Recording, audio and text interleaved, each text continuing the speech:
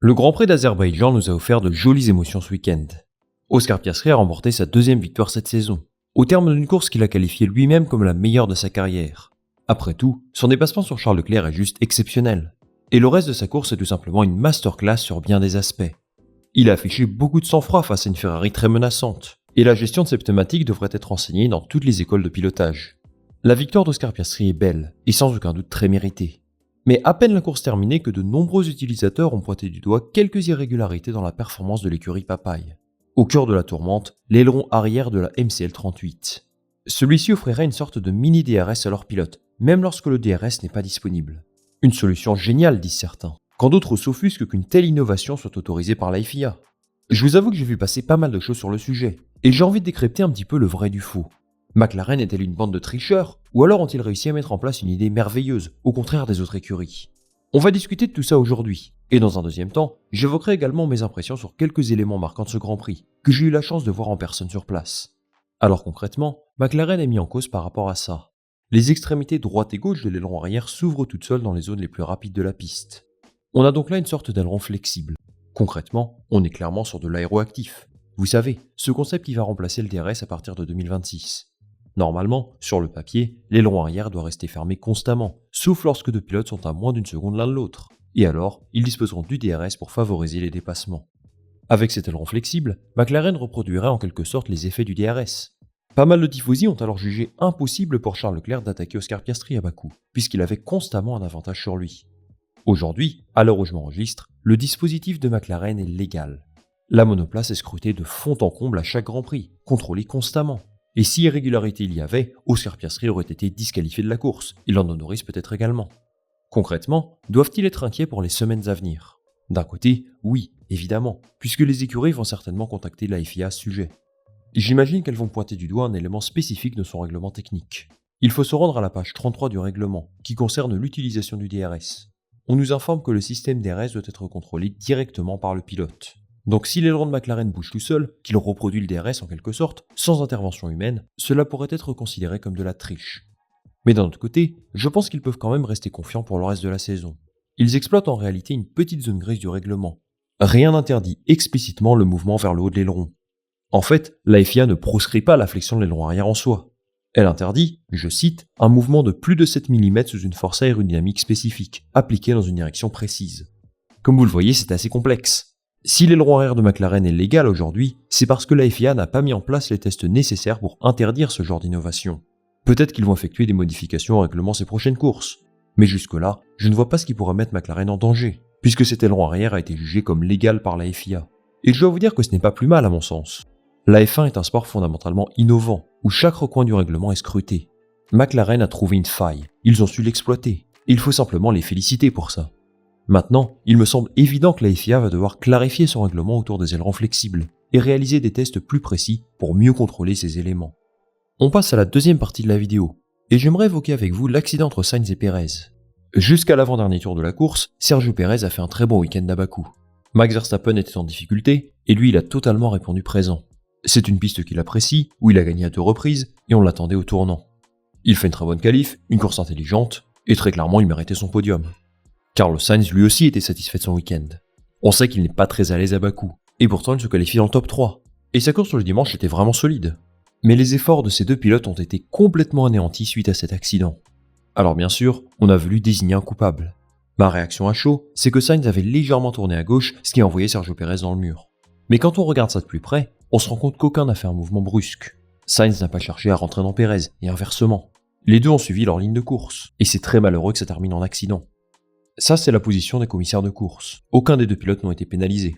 Ils ont jugé qu'ils ont gardé une trajectoire stable, sans faire de mouvements anormaux. Sainz a légèrement dérivé vers Perez, mais ils estiment qu'ils ne le voyaient pas très bien. Au final, c'est jugé comme un incident de course, et c'est la bonne décision. Dans cette situation, c'était vraiment compliqué de mettre en faute un pilote plus que l'autre. Mais à titre personnel, je pense que les pilotes avaient vraiment mieux à faire.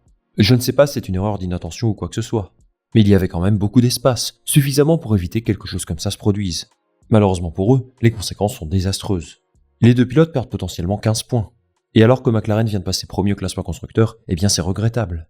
Vu comme le championnat est serré, ça pourrait avoir de lourdes conséquences en fin de saison. McLaren est premier du championnat, et c'est mérité. Cela fait plusieurs mois qu'il se rapproche de cette position. Ils ont aujourd'hui la meilleure voiture, en tout cas la plus équilibrée je pense, et sans doute le meilleur duo de pilotes. McLaren leader du championnat, ce n'était plus arrivé depuis le Grand Prix d'Australie 2014.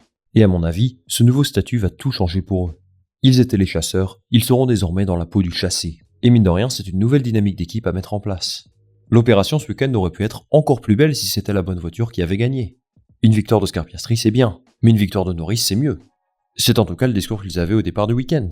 Piastri va apporter tout son soutien à Norris pour essayer de remporter le titre pilote. L'élimination de Norris en Q1 n'était évidemment pas prévue. Et ça, c'est ce genre de quoi qui ne peut absolument jamais arriver dans une quête pour le titre. Au final, lui, il fait une course quasiment parfaite. Mais il avait vraiment l'occasion d'enfoncer le clou par rapport à Verstappen. Avec une meilleure gestion des pilotes, de meilleures stratégies, moins d'imprévus comme celui à Bakou, Norris serait beaucoup plus proche de lui au classement, peut-être à 20 ou 30 points. Vu comme l'écart de performance entre McLaren et Red Bull est important, ne prendre que 3 points à Verstappen est bien évidemment décevant.